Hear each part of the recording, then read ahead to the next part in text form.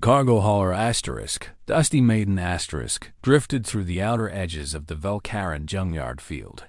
Captain Marcus Chun stood at the viewport, his weathered hands clasped behind his back as he surveyed the endless expanse of floating debris.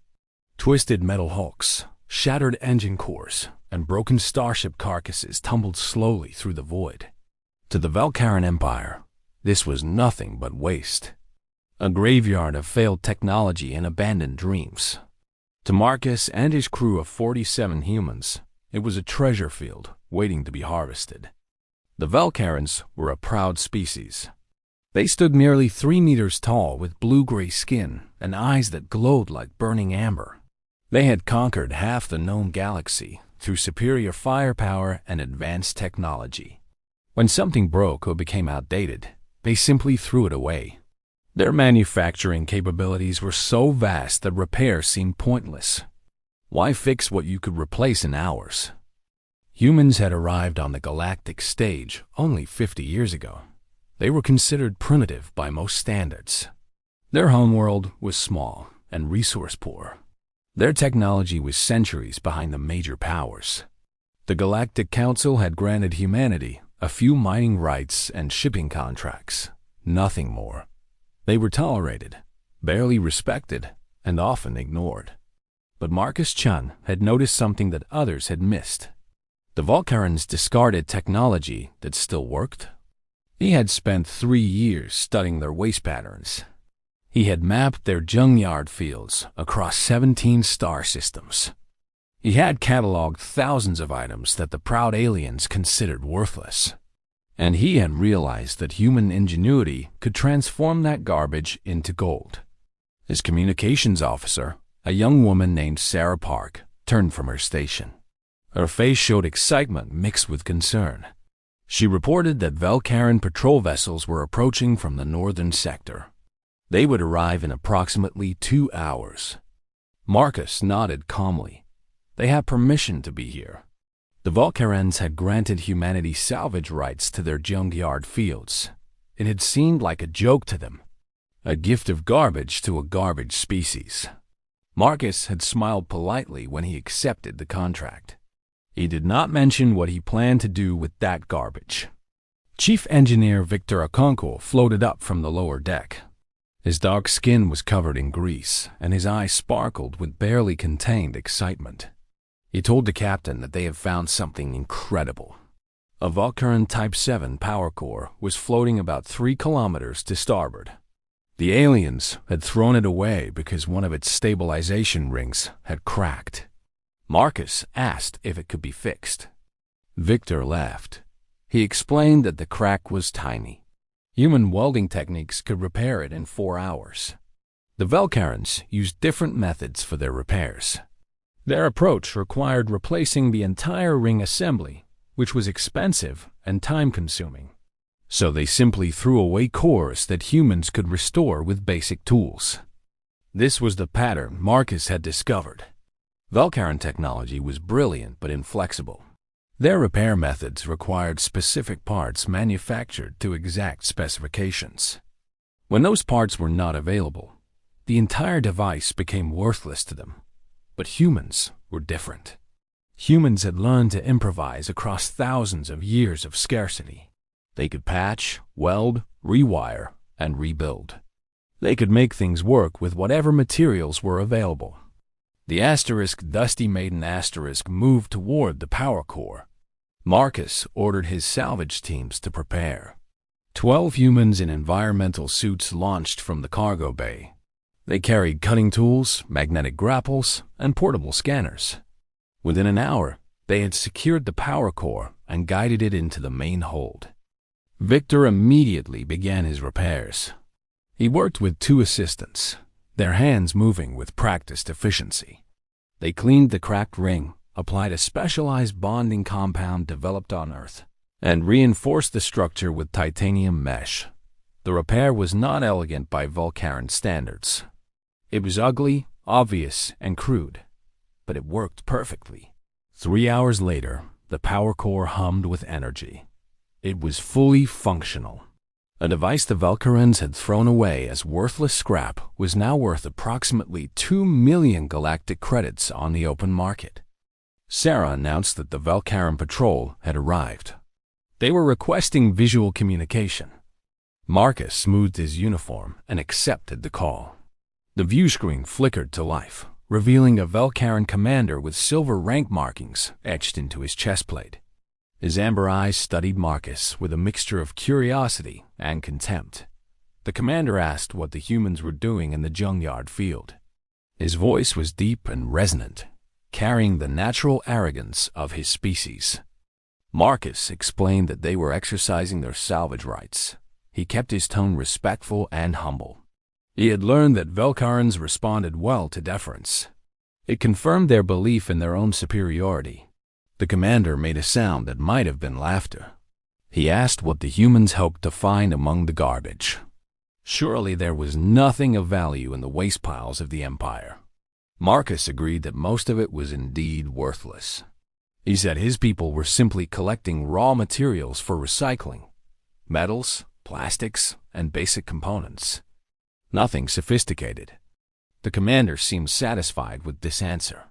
He warned Marcus not to venture beyond the designated salvage zones. Then he ended the communication without waiting for a response. Victor emerged from the cargo hold with a grin stretching across his face. He reported that he had found 7 more power cores during their survey. 3 of them had the same simple damage. The others had different problems, but all were repairable. Us. Marcus did the math in his head. 9 power cores at 2 million credits each. 80 million credits from a single salvage run. His investors on Earth would be very pleased. But the power cores were only the beginning. Over the following months, the Dusty Maiden made 17 trips to various Valkyran junkyard fields. Each trip yielded more treasures. They found communication arrays with burned-out circuits that humans replaced with hand-soldered alternatives. They discovered propulsion units that needed nothing more than new coolant lines. They salvaged weapon systems, sensor packages, and navigation computers. All of them had been discarded for minor flaws that human ingenuity could overcome. Marcus established a network of repair stations throughout human space. He hired hundreds of engineers and technicians. He trained them in the art of Valkyran technology restoration. Word spread quietly through human channels. Soon, other salvage operations began following his example. Within 2 years, humanity had acquired more advanced technology than they could have developed in 2 centuries. The restored Valkyran equipment was sold throughout the galaxy at prices far below new manufacturing costs. Other species began purchasing from human traders. The Valkyrans noticed but did not understand what was happening.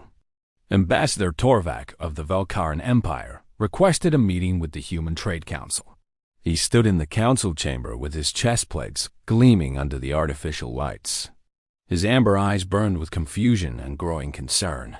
He demanded to know how humans were acquiring Valkyran technology.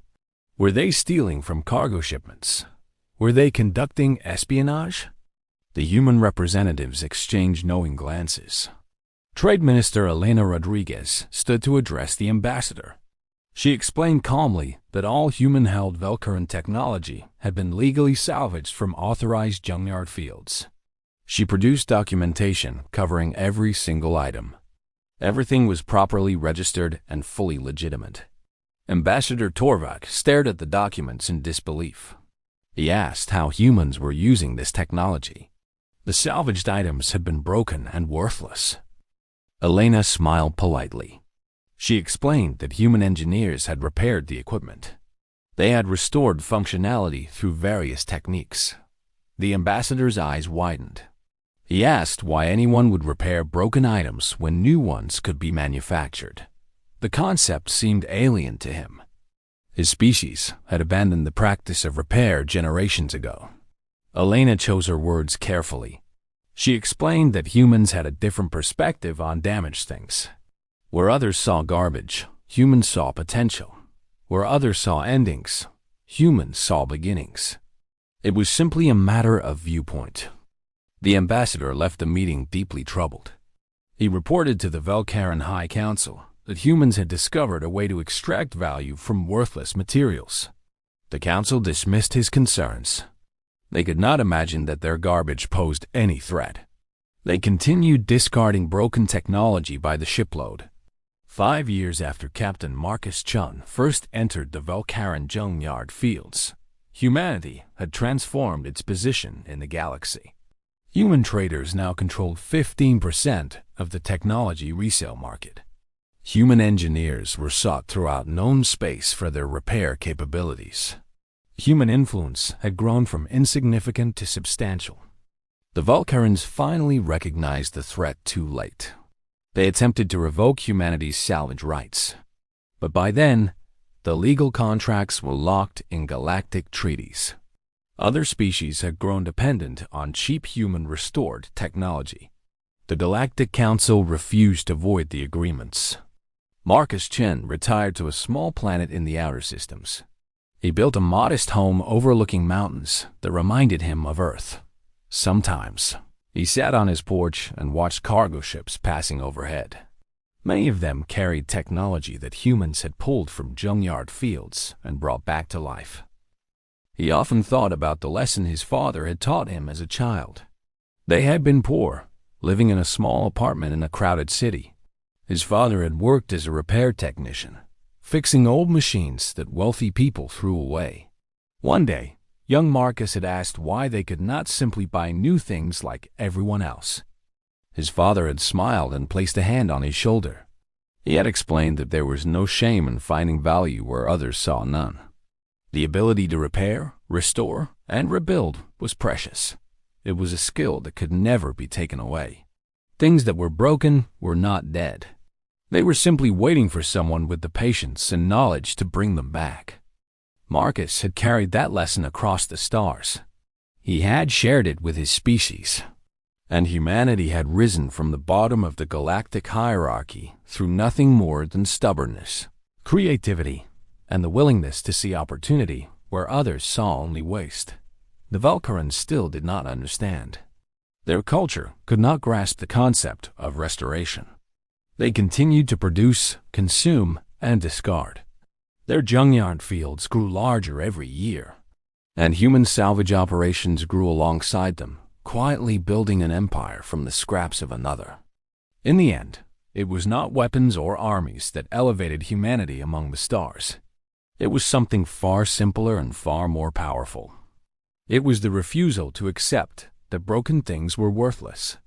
It was the belief that everything deserved a second chance. It was the understanding that garbage was simply treasure waiting for the right hands to find it. The Velcarans had considered it scrap. Humans had considered it opportunity. And that single difference in perspective had changed everything.